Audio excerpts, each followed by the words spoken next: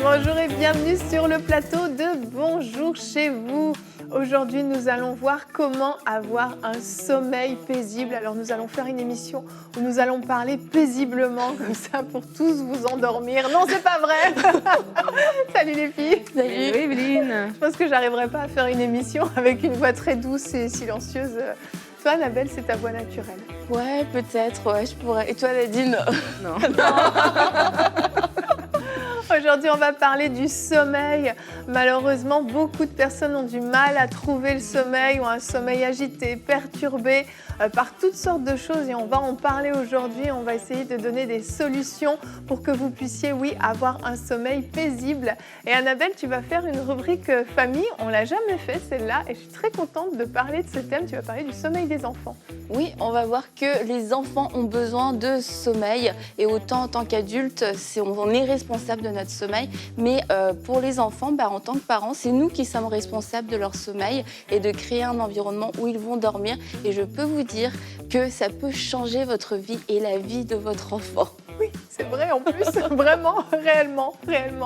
On va donc commencer cette émission pendant laquelle on ne souhaite pas que vous vous endormiez, mais pendant laquelle on souhaite vous aider à trouver le sommeil paisible. On commence avec la pensée du jour.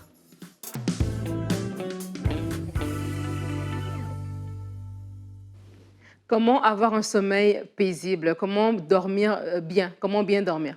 Vous savez, des fois, en tant qu'adulte, on a parlé tout à l'heure dans la rubrique famille du sommeil des enfants, mais des fois, en tant qu'adulte, on peut ne pas bien dormir et à un moment donné, on prend ça pour acquis et on fonctionne comme c'est. On dit, moi, je dors mal et je fonctionne avec 5 heures de sommeil ou je fonctionne avec un sommeil qui est très agité et c'est comme ça. Et c'est comme ça et on fonctionne et on continue. Mais vraiment, j'aimerais vous encourager aujourd'hui et j'aimerais vous dire que non, vous avez droit de bien dormir, vous avez droit à un bon sommeil. Et dormir, avoir un sommeil paisible, des fois, oui, ça peut arriver que pour une situation, pour une autre, une journée, 2 journées, vous ne dormez pas bien parce que vous n'avez pas dormi chez vous, vous avez dormi chez un ami, vous avez dormi à l'hôtel, peu importe, et vous avez mal dormi. Mais quand c'est de façon constante, que constamment, vous ne dormez pas bien, que constamment vous vous réveillez le matin, aussi fatigué que lorsque vous êtes allé vous coucher, là, il y a un problème et vous devez avoir un sommeil paisible. Quand je dis paisible, je veux dire tout simplement un sommeil en paix. Parce que si on regarde la définition du mot paisible, c'est la paix, c'est la douceur. Et le contraire, justement, c'est l'agitation, c'est ce qui est bouleversé, c'est ce qui est turbulent, c'est ce qui n'est pas agréable.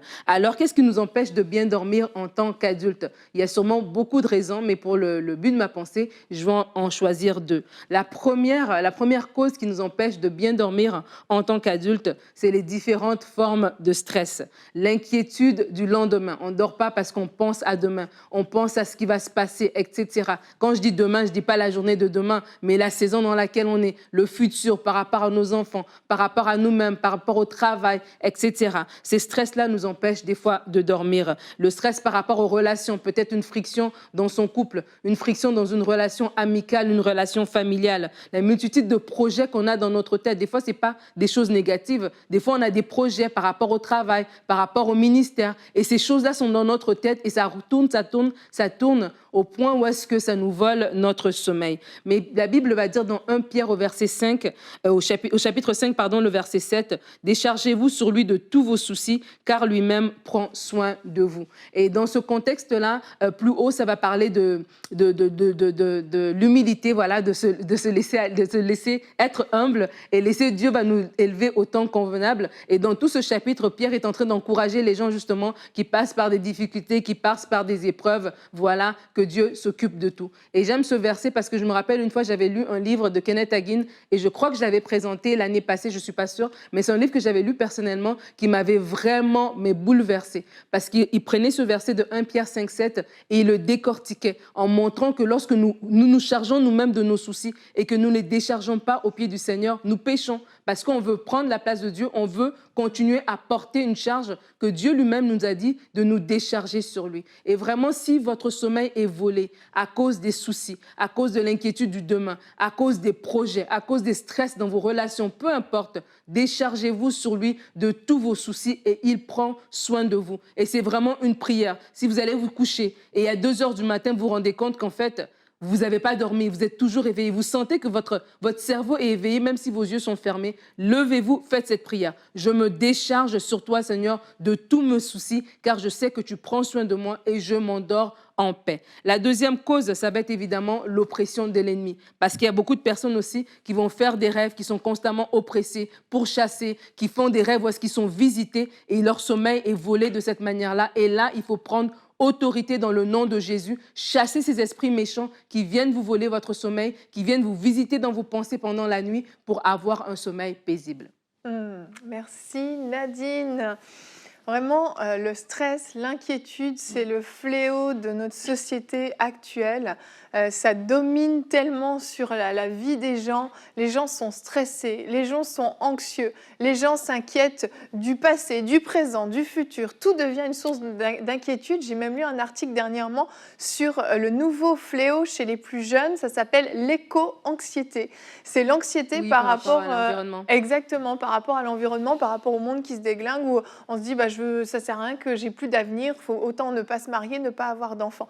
Et en fait, je me suis dit, mais c'est hallucinant comment le diable a toujours trouvé un moyen de nous tenir captifs par le stress, par l'inquiétude. Et effectivement, c'est vrai ce que tu disais dans ta pensée, c'est que le fait de vouloir garder ses fardeaux, de vouloir garder son stress, son inquiétude, est finalement un péché, puisque la Bible nous dit « ne vous inquiétez de rien ». Et il y a plusieurs passages dans la Bible où on nous exhorte à déposer nos fardeaux à Jésus, à se soulager, à accepter sa paix, etc. Et l'inquiétude vient bousiller le sommeil des gens, et c'est terrible. Et il faut en avoir conscience et prendre des décisions. Moi, je me souviens, j'en ai peut-être déjà parlé sur ce plateau. Si c'est le cas, vous allez réentendre l'histoire. Mais quand on a décidé de suivre en fait l'appel de Dieu pour venir s'installer au Canada, j'ai commencé à grincer des dents pendant la nuit, mais je ne me rendais absolument pas compte que ça me stressait. Mais c'était un départ qui me stressait. Et Michael a commencé à en avoir marre de m'entendre grincer des dents la nuit. Et un soir, il m'a envoyé dans une pièce avec ma Bible et avec un verset justement sur l'inquiétude. Et il m'a dit, tu ressors pas de cette pièce tant que tu t'es pas déchargé de ton stress. Je disais, oui, mais je suis pas stressée, je suis pas inquiète. Mais mon corps, en fait, manifestait du stress pendant la nuit. Et vraiment, j'ai fait ce qu'il m'a dit, j'ai été obéissante. J'ai prié et j'ai dit, Seigneur, apparemment, ça m'inquiète, ce départ au Canada me stresse, m'inquiète. Et vraiment, je veux me décharger sur toi de tous mes soucis. Et je veux plus porter la moindre inquiétude. Je veux plus que mon sommeil soit affecté par cette inquiétude. Et j'ai vraiment fait une prière très sincère de tout mon cœur. Et je n'ai plus grincé des dents après ça. Et il y avait vraiment un lien. Et vraiment, j'encourage chacun qui écoute cette émission à pouvoir prendre cette décision de vous décharger entièrement sur le Seigneur pour ne plus porter ces inquiétudes qui nuisent à votre sommeil. Et tu parlais des oppressions aussi qu'il peut y avoir, des oppressions et puis aussi des inquiétudes. Et puis il y a aussi le cadre naturel. Et on doit traiter les trois pour avoir un bon sommeil.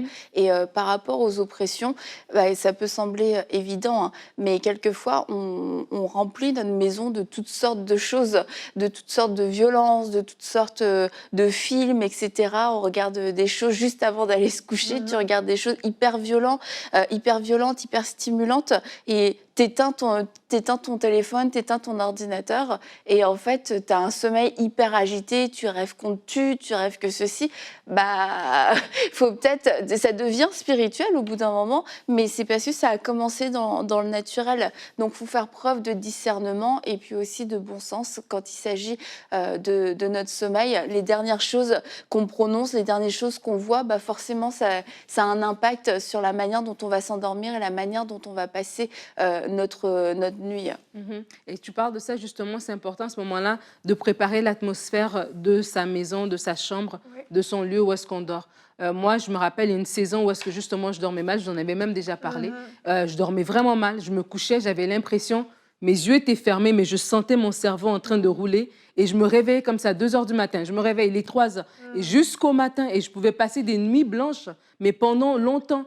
Et à un moment donné, oui, tu peux dire, oui, je vais mettre un bon cadre, je vais changer mon oreiller, ou je vais boire un thé, je vais prendre un bain avec, je ne sais pas moi, de la lavande, peu importe.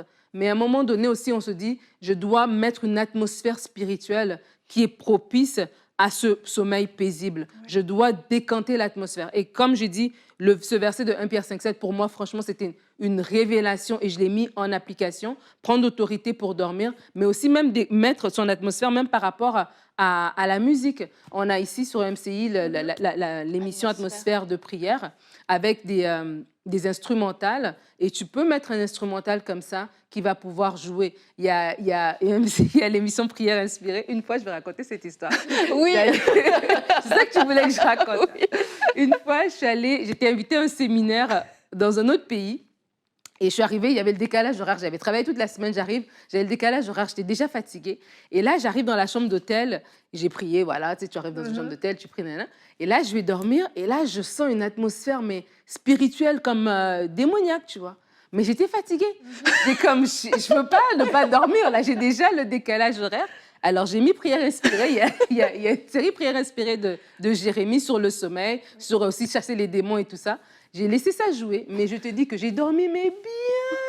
J'ai bien dormi jusqu'au matin. Alors, vraiment, j'encourage les gens. Prière inspirée. La série sur le sommeil, c'est une très, très belle série. Je pense qu'on a un visuel. On a un visuel, justement. Affiché, oui.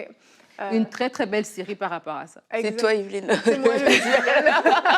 Ah oui, ils viennent de le mettre là. Avec Jérémie dans son beau peignoir. Ça vaut vraiment la peine de regarder cette émission. Et n'empêche que, je vais juste vous donner le nom de la série. C'est Prières et déclarations pour dormir en paix. Vous pouvez la trouver sur le site mcitv.com ou sur YouTube. Et en fait, elle a été vue plusieurs millions de fois. Oui. Et en fait, beaucoup de personnes écoutent cette émission c'est une série en fait, avant de dormir pour trouver un sommeil paisible. C'est pas l'émission à rien de spécial, hein, c'est pas l'émission en tant que telle, c'est qu'en fait, ça amène la présence de Dieu et ça nous dispose à compter sur Dieu puis à nous décharger sur le Seigneur pour dormir paisiblement. Et c'est vraiment important ce que tu dis de pouvoir changer l'atmosphère.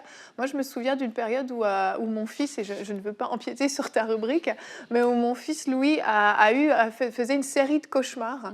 Et en fait, il avait regardé un dessin animé, il y avait une scène qui était un peu effrayante, mais c'était pas plus que ça, mais il est très sensible, mon fils. Il faut beaucoup filtrer ce qu'il regarde d'ailleurs. Et en fait, il a commencé à faire des cauchemars et vraiment, ça pourrissait ses nuits, mais ça pourrissait les miennes aussi par la même occasion. Et j'ai passé beaucoup de nuits à côté de lui à l'exhorter et en fait, à lui faire comprendre que ses cauchemars étaient moins réels que Jésus qui était avec lui, que les anges que Dieu avait mis autour de lui. Et en fait, on a fini par vraiment mettre en place cette habitude de lire un verset, et c'est notre verset du jour, donc je vous le présente tout de suite. C'est le psaume 4 au verset 9, et tous les soirs, pendant cette période, avec mon fils, on le lisait ensemble. « Je me couche et je m'endors en paix, car toi seul, ô Éternel, tu me donnes la sécurité dans ma demeure. » Et c'est vraiment, pour mon fils, c'est devenu un verset clé, et d'ailleurs, il le connaît par cœur encore aujourd'hui, mais je pense que c'est pas utile juste pour lui, c'est utile pour chacun d'entre nous. Ce verset nous parle d'avoir la sécurité dans notre demeure. Ça implique pas seulement nous-mêmes, mais dans notre demeure, il y a souvent nos enfants, pour tous les parents qui s'inquiètent pour leurs enfants, qui s'inquiètent même pour leur avenir financier. Dans notre demeure, ça veut dire qu'on a une demeure, ça veut dire qu'on a une maison. Et vraiment, oui, le Seigneur est notre sécurité. On peut s'appuyer sur lui, on peut compter sur lui, on peut se décharger sur lui.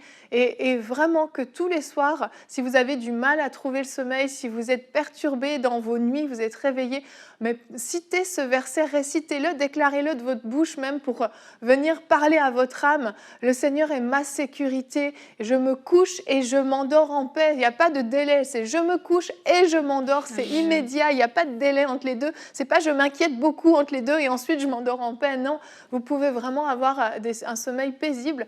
Et une autre petite clé que je vais vous donner avant de passer à la rubrique famille, c'est parfois de parler à vous-même. Moi, quand mon cerveau tourne trop la nuit, c'est un truc que peut-être que vous avez trouvé bizarre, mais je dis à mon cerveau de se taire. Je dis cerveau off, on s'éteint, on se tait et on arrête de réfléchir parce qu'en fait, c'est des pensées qui servent souvent à rien du tout.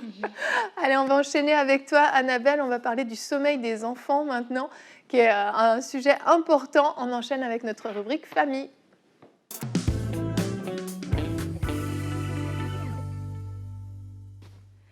Un enfant qui dort est un enfant qui sera heureux et qui aura des parents heureux aussi. Et vraiment, le sommeil chez les enfants, ça peut sembler être faire partie d'une bonne hygiène de vie, mais je crois que souvent on le sous-estime. Alors c'est vrai, je vous le dis tout de suite, en tout cas j'étais, parce que maintenant elle est un peu plus grande ma fille, mais complètement une frénétique du sommeil quand elle était plus jeune. Ça faisait partie des choses inconditionnelles, non négociables. Je valide. C'est vraiment, on allait chez quelqu'un, je la couchais. On allait chez Evelyne et Michael, on couchait Eden.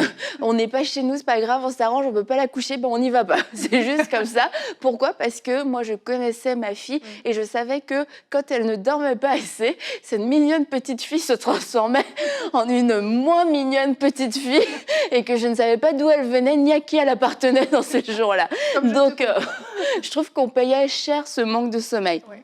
Et j'ai rencontré beaucoup de parents qui ne savaient pas en fait que c'était important que les enfants dorment bien. Alors j'aimerais premièrement parler de la valeur du sommeil de l'enfant et des bienfaits du sommeil pour les enfants. Alors quelques bienfaits, c'est que le sommeil, juste ça en une phrase, permet un bon développement physique, psychique et cognitif. Donc voilà, un enfant qui dort est un enfant qui va bien se développer. Un enfant qui manque de sommeil est un enfant qui risque d'avoir des carences et des lacunes. Donc, les bienfaits, se développer sur le plan physique, renforcer ses apprentissages, renforcer ses capacités de mémorisation, se concentrer davantage et plus longtemps, mieux gérer ses émotions, être en forme pendant la journée, sécréter l'hormone de croissance, renouveler ses cellules et renforcer son système immunitaire. Et donc, bien sûr, à l'inverse, quand il y a un manque de sommeil, toutes ces choses vont être en manque et on va voir des enfants qui vont être plus irritables, plus impatients, des enfants qui vont avoir du mal à se concentrer, des enfants qui vont être aussi régulièrement malades, des enfants qui ont du mal à gérer leurs émotions. Des très jeunes, ils ont du mal à se réveiller le matin, ils peuvent être maussades, impulsifs, agressifs, bref, et puis juste un peu désagréables aussi quelquefois, voilà, pour tout résumer. Et voilà, ça peut venir juste d'un manque de sommeil et pas d'un problème de personnalité, ni même d'un diagnostic médical. Je ne suis pas docteur, mais je peux vous dire, si vos enfants manifestent ce genre de choses, essayez de pouvoir instaurer une meilleure routine de sommeil et que votre enfant puisse avoir de meilleures nuits. Et pour vous donner une petite fourchette, un petit indice du temps de sommeil qui est nécessaire pour les enfants, ça varie d'un enfant à l'autre, c'est certain, mais les bébés, ça va être de 14 à 18 heures. On parle sur 24 heures. Les enfants de donc, 1 à 2 ans... Ouais, c'est pas d'affilée, quoi. Non, les parents qui disent chez moi, c'est pas comme ça. De 1 à 2 ans, c'est de 11 à 14 heures de sommeil par jour, donc c'est quand même encore beaucoup. Oui. De 3 à 5 ans, de 10 heures à 13 heures chaque jour, et sachant que dans cette période-là, il y a beaucoup d'enfants qui vont arrêter de faire leur sieste, donc ça veut dire des longues nuits. Donc pour qu'un enfant dorme 10 heures, 13 heures, on va dire 12 heures, c'est des enfants qui vont peut-être se coucher à 7 heures et se réveiller à 7 heures s'il n'y a pas eu de sieste. Donc c'est quand même une heure de coucher qui est assez tôt. Un enfant qui va se coucher à 9 heures et qui se lève à 6 heures, il manque quelques heures de sommeil entre 3 à 5 ans. Et de 6 à 12 ans, on est encore dans du 9 heures à 12 heures de sommeil par nuit. Et 9 heures à 12 heures par nuit pour jusqu'à 12 ans. Il y a beaucoup d'enfants aussi aujourd'hui qui ont des problèmes de sommeil parce qu'ils s'endorment extrêmement tard, parce qu'ils restent connectés sur leur téléphone, ils envoient des messages, ils jouent, etc. Puis les parents ne surveillent pas trop. Mais quand même, jusqu'à 12 ans, on est dans du 9 à 12 heures de sommeil. Donc à 12 ans, se coucher à minuit, c'est trop tard. Donc voilà. Sinon, j'ai parlé des bienfaits du sommeil. Donc maintenant, je veux vous parler des routines. Comment mettre en place une routine parce qu'on veut aider notre enfant à développer un bon sommeil. Et l'enfant, par lui-même, ne va pas forcément réussir à développer un bon sommeil. Il ne va pas se faire sa routine de dodo tout seul. Donc oui, on appelle ça une routine de dodo. Je ne sais pas si c'est un terme qui est connu partout, si c'est spécialement au Québec, mais c'est un bon terme. La routine du dodo. Alors, une routine du dodo, c'est quoi ? C'est de faire la même chose tous les jours, à la même heure, dans le même ordre. Et ce programme annonce à l'enfant qu'il va se préparer pour le coucher et qu'il va aller se coucher et qu'il va dormir. Donc, aller se coucher n'est pas une surprise tous les soirs. Ça ne devient pas un combat tous les soirs. Ça ne devient pas le moment qu'on redoute. Et puis, quelquefois, on couche les enfants tard parce qu'on redoute ce moment du coucher. On sait que c'est conflictuel. Et la routine du dodo, ça demande de la constance. Mais une fois qu'elle est mise en place, ça va nous éviter quelquefois des années de conflits au moment d'aller se coucher, particulièrement quand il y a plusieurs enfants. Il y en a un, s'il y en a un qui montre le mauvais exemple, après il montre le mauvais exemple pour tous. Et non seulement tu n'as pas un enfant qui est fatigué, tu as 3 enfants, 4 enfants qui sont fatigués. Et là, c'est vraiment désagréable. Alors, je vous encourage pour votre enfant à mettre en place cette discipline, cette routine du dodo. Ça consiste tout simplement à créer, donc j'ai dit une routine, mais un moment calme et paisible. Donc, je peux vous donner un exemple d'une routine. Après, c'est adapté, bien sûr, selon votre contexte familial. Mais ça peut être, on commence à la fin du repas. À la fin du repas, on sait que la routine va s'enclencher. Alors, c'est une routine qui peut durer, je dirais, 30 minutes quand même, max. 30, pas plus de 30 minutes parce qu'après, ça risque de s'éterniser. Mais on peut avoir un temps de jeu qui va être calme. Les enfants peuvent aller jouer. Après le repas, on leur dit, vous avez 10-15 minutes pour jouer, mais un jeu qui soit calme. Se brosser les dents, se mettre en pyjama s'ils ne sont pas déjà en pyjama. Après avoir joué, on les envoie se brosser les dents. Un temps de lecture seul, peut-être pour les plus grands, un petit temps de lecture seul dans leur lit, le temps, parce que si vous en avez plusieurs, vous pouvez aussi faire le tour, vous devez faire le tour des chambres. Et puis après, un temps de lecture et de prière avec vos enfants. Et ça marche même pour les enfants quand même assez grands. Bon, c'est sûr qu'à 18 ans, on n'a pas vu la même routine du dodo, mais quand même, jusqu'à l'adolescence, on peut garder cette routine de façon peut-être un peu plus flexible, mais qui s'adapte. Ouais, voilà. Par exemple, le temps de jeu, c'est un temps qui va être sans écran. C'est un temps, c'est des temps pas énervants, pas trop stimulants, où les enfants sont surstimulés, puis du coup, au moment d'aller se coucher, ils sont sur des piles. Par exemple, Jérémy Sourdril, mon mari, juste avant, n'importe où, hein, si vous l'invitez chez lui, au moment où les enfants vont aller se coucher, d'un seul coup, il se rappelle que vous avez des enfants déjà, et il voit ses enfants aller se coucher, et c'est le moment où il décide de les énerver, de jouer avec eux, de courir, de les chatouiller. Les enfants sont complètement surexcités, et au moment d'aller se coucher, ils se font tous gronder à cause de lui. Et quelquefois, les papas font ça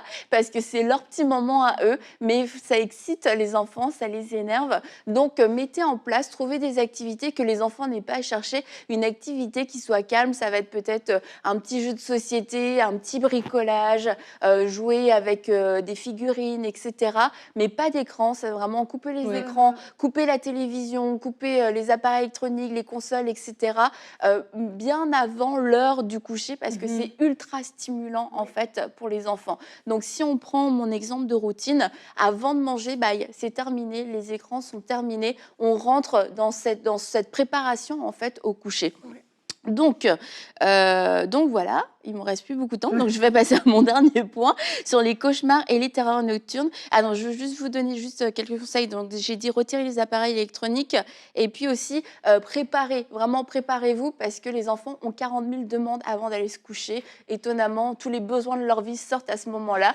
Donc, vous êtes expérimentés maintenant, vous savez ce dont ils ont besoin, la bouteille d'eau, le doudou, les mouchoirs, le machin. Vous êtes parés à tout comme ça, vous ne sortez plus de la jambe, c'est là, tac, tac, tac, tac. Tu vois, il n'y a aucune raison que tu sortes, que je sorte. On va te coucher. C'est le moment. Donc, ne vous faites pas avoir parce qu'il redouble de créativité à cette heure-ci. Et pour terminer, je voulais aussi parler des cauchemars et des terreurs nocturnes et vous partager un témoignage. Il y a une pasteur aux États-Unis qui raconte que jusqu'à ses 5 ans, elle faisait beaucoup de cauchemars et aussi de terreurs nocturnes. Et en fait, un soir, elle était dans sa chambre, elle avait 5 ans. Et d'un seul coup, sa chambre s'est illuminée. C'est devenu ultra lumineux. Et là, elle a ouvert ses yeux et elle a vu qu'à côté d'elle, il y avait un ange qui mesurait plus de 2 mètres, quasiment 3 mètres. Il lui a tendu la main et elle lui a donné la main, puis il lui a dit « chantons ». Et puis elle s'est mise à chanter « Jésus m'aime, oui je le sais », parce que c'était le seul chant qu'elle connaissait.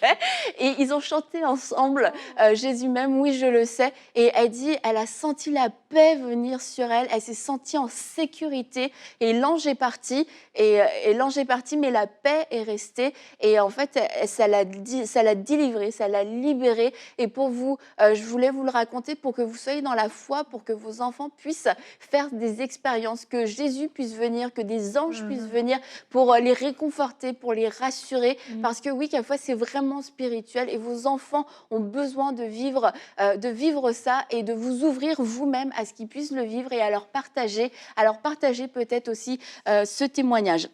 Donc très rapidement, oui, dans le temps de routine, il y a la prière et c'est important que vous puissiez prier avec vos enfants tous les soirs, particulièrement s'ils ont des cauchemars, s'ils ont des terreurs nocturnes, que vous puissiez les rassurer. Et j'aimerais vous dire, c'est pas juste des petits trucs d'enfants, oh ils pleurent, oh, c'est encore son dur. Vraiment pour eux, c'est dur, c'est lourd, ça leur fait vraiment, vraiment peur. Ouais. Ils ont besoin d'être rassurés. Alors moi, je vous encourage à ne pas être trop dur avec eux, de ne pas créer, c'est sûr, de mauvaises habitudes, mais d'être ferme dans votre foi, de pouvoir les accompagner, mais en attendant que ça puisse se passer, qu'ils puissent sentir aussi que vous êtes là. Evelyne le racontait, tu te lèves, tu vas voir ton fils, tu lui parles au milieu de la nuit, ça coûte, mais parce que de le laisser tout seul dans son cauchemar, ah bah écoute, c'est la nuit, t'es grand, tu te rendors, en fait, ça nourrit un sentiment de solitude, ça nourrit les peurs et c'est notre responsabilité en tant que parents de les accompagner.